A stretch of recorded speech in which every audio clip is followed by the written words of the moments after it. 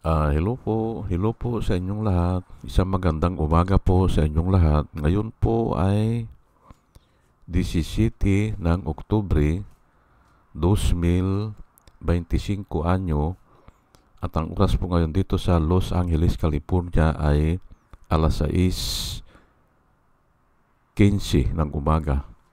6:15 ng umaga, araw po ngayon ng Biyernes.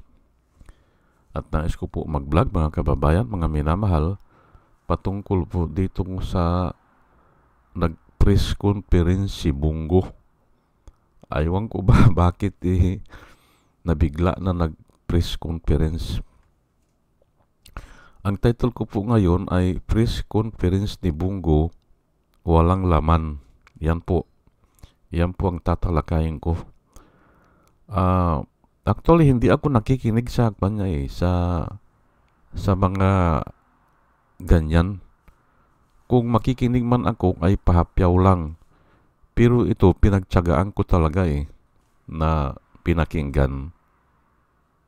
Walang laban. Opo. Walang ibig sabihin, wala kang mapupulot. Opo. Ang sinasabi niya, paulit-ulit. Parang sirang plaka. Ayaw daw niya ang korupsyon. Yan ang pinipilit niyang isaksak sa mga kaisipan siguro ng mga Pilipino. Nilabanan daw niya ang korupsyon. Yan Yan ang sinasabi niya. Tumbukin na daw dapat ang katotohanan. Ay ganun, paulit-ulit. Sabihin na daw dapat ang katotohanan. Okay. Inuulit-ulit niya yan. Ay, ang masasabi ko lang sa kanya, kung alam niya ang katotohanan, adi sabihin na niya. Huwag siyang matakot na mamatay o patayin. Kasi talagang ganun Kung alam niya ang katotohanan, sabihin na niya. Ano ba ang katotohanan? Ikumpara natin sa sinabi ni Jesus Christ, I am the way, the truth, and the life. Yan po ang sinabi ni Jesus Christ. Diretsahan, I am the way, the truth, and the life. Ay ito, ay ewan ko, ay kahit na 10 taon niyang sabihin niya na ilabas niyo ng katotohanan, tumbukin niyo ng katotohanan, sabihin niyo na ang katotohanan, wala din mangyayari kung wala siyang sasabihin. Pero ano naman ang sasabihin niya? Wala siyang sasabihin din talaga Nililigaw lang niya ang mga tao. Huwag nyo na kaming gamitin, ang sabi niya, huwag nyo na kaming gamitin yung panglito. Sabihin nyo na ang katotohanan. Ay yan na nga, nilalatad na nga ang katotohanan Unti-unti nilalatad ang katotohanan. Ay, pero bakit ito si Bongo, sasabihin niya ngayon na dapat ilabas na ang katotohanan. Inilalabas na po yan, paunti-unti. Pero ikaw mismo, Bongo, o si Bongo, ang hindi nagsasabi ng katotohanan. Kasi, hihinto na siya dun Wala na. Hindi ba? Yung sinabi niya na ayaw niya ng korupsyon, o nilalabanan nila ang korupsyon, ay hindi totoo yan. Kasi iba po ang nakikita ng tao. Iba ang aksyon nyo nung kapanahunan ni Duterte. At ito po ang sasabihin ko dyan, yung obserbasyon ko lang, nung 6 years ni Duterte, walang humpay po ang korupsyon dyan. O walang takot. Kasi tinakot niya ang mga COA Yung COA, yung mga auditor natin, tinakot niya tapos, kung may lumalaban sa kanya, kaya niyang ipabilanggo. Kaya niyang kasuhan.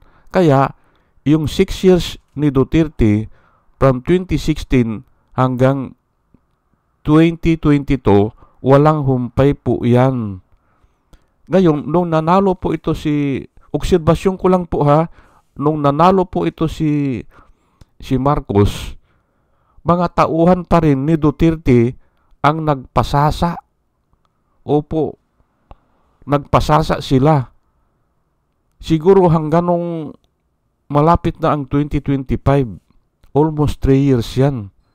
Oh, pero nung nakikita siguro ng mga tauhan ni Marcos, ay tika muna, ay bakit ganito?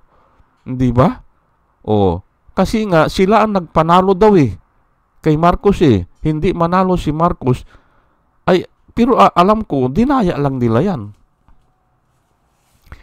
Dinaya lang yan kasi ang bumibilang po ng boto ay yung vote counting machine. Ay madaling dayain yun Oh, hindi katulad kung manual, ay marami silang kakailanganin na tauhan na mga guns, na mga baril.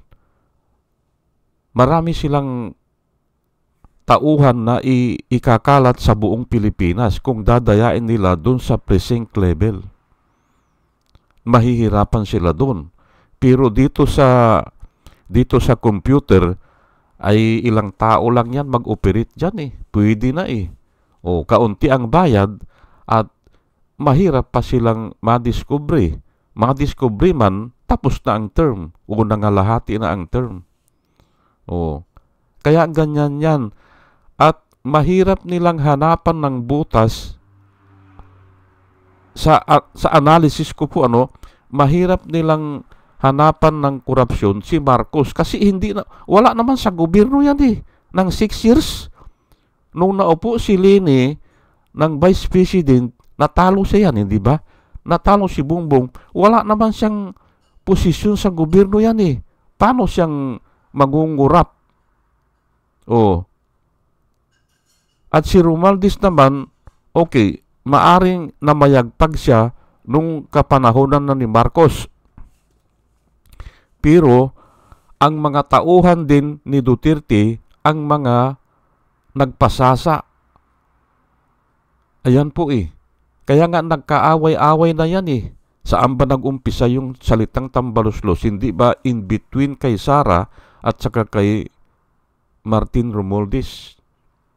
Nag-aaway na dahil dun siguro sa hatian. Ayan po. Ang nanalo ay Marcos, pero ang nakakakuha pa ng malalaking share dun sa hatian, dyan sa korupsyon, ay mga tauhan ni Duterte. At hanggang ngayon, hindi ba? 15 ang senador na bumoto. Nakakulong na si Duterte, pero 15 pa. Ay kasi nga nakinabang sila. 15 ang bumoto para interim release si Duterte. Hindi ba? Hawak pa nila ang posisyon o ang mga senador kasi nga ang daming nakinabang diyan. Yan ang nakikita ko diyan. Ngayon, ang sinasabi ko po dito ay walang laman yung pinagsasasabi ni Bongo. Ulitin ko lang kasi hindi naman niya sinasabi Anong ba yung sinasabi niya na dapat ang sabihin ay katotohanan lamang? Kung alam mo, sabihin mo na at huwag kang matakot. Ganun kay Trillanes. Kung ano yung alam niya, sinasabi niya. Ay bahala na kung idemanda siya o may mag-complain. Basta yun ang alam niya. Hindi kasi magtatapos ang statement sa ganyan na kailangan ang sabihin ay ang katotohanan. Sabihin mo na. Ay inuulit ko lang kahit na 10 years mong sasabihin yan na dapat ang ilabas natin ay katotohanan, ay wala namang masusolve dyan Pero unti-unti lumalabas ang katotohanan na yun nga, ikaw ang pagador dun sa mga pumapatay ng tao. Hindi ba?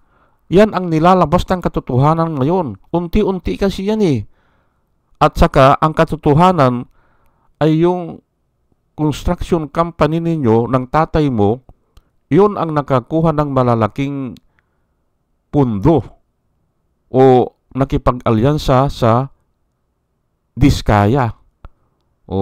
Nag-joint venture. Yun ang katotohanan. At walang lusot ito si Bongo. Wala. Walang lusot yan. Ngayon ay ito, ibibigay ko po ang mga Bible verse, bakit hindi siya lulusot yan. Luke 12 verse 2, for there is nothing covered that will not be revealed, nor hidden that will not be known. Ayan po nakasulat. Si Jesus Christ po nagsalita nito. Lalo na sa ganyan, opo, siguro may mga sikrito na hindi natin malalaman kung in between lang sa dalawang tao. Oo, ganun po yan. Hanggang mamatay yung tao ay pwedeng itago kasi dalawa lang sila ang nakakaalam o personal lang pwede yun. Pero pag ganito ay mahirapan na po yan. There is nothing covered that will not be revealed, nor hidden that will not be known. Totoo ba yan o hindi? Ay totoo po ito kasi sinabi po ng Panginoon Ecclesiastes 12 verse 14, for God will bring every work into judgment, including every secret thing, whether good or evil. Ayan po nakasulat. For God will bring every work into judgment, including every secret thing, whether good or evil. Ako, mas naniniwala ako na dahil yan ay sinabi ng Panginoon sa pamamagitan ni Solomon. Nung isinulat kasi ang Biblia ay inspired sila ng Holy Spirit. Kaya, totoo yan. Ay,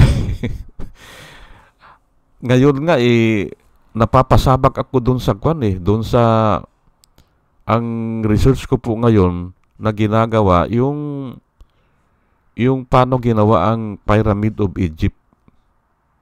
Paano ginawa? Isisingit ko lang po paano ginawa. Kasi hindi sila naniniwala doon sa Biblia. Yung Biblia, sinabi kasi sa Genesis 6:4, sinabi isinulat ni Moses, and there were giant in those days on the earth.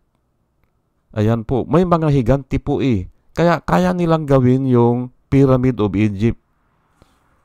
Ngayon, kahit anong paliwanag, hindi magawa ng tao Opo, hindi magawa yun Paano nilang bubuhatin yung mga granite stone, mga mabibigat na na ang yung mga granite na inilagay doon sa loob 80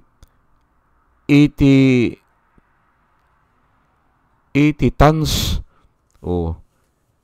Mabibigat. Paano yan? Paano bubuhatin yun? Hindi ba? Pero nga, there were giant in those days on the earth. Nakasulat po sa Biblia.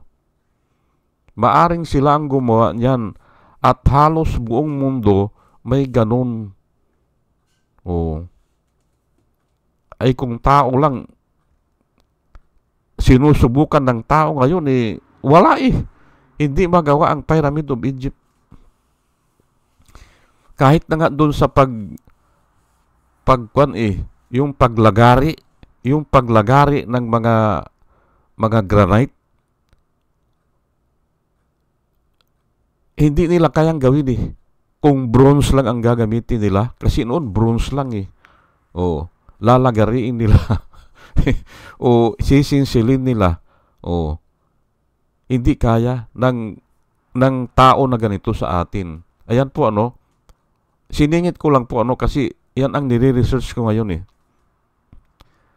Naniniwala ako doon sa nakasulat sa Biblia na may mga higanti noon na anak naman ng mga fallen angels sa mga babae. Inasawa nila, nagbalat kayo kasi yung mga fallen angels na tao at inasawa nila yung mga babae at nagkaanak sila ng mga higanti. Ayan po. Maraming verse, mga 4 na verse na magpapatunay na ganun ang nangyari. Opo, hanggang dito ngayon sa New Testament, magpapatunay yan. Mga 4 na verse o 5 verse.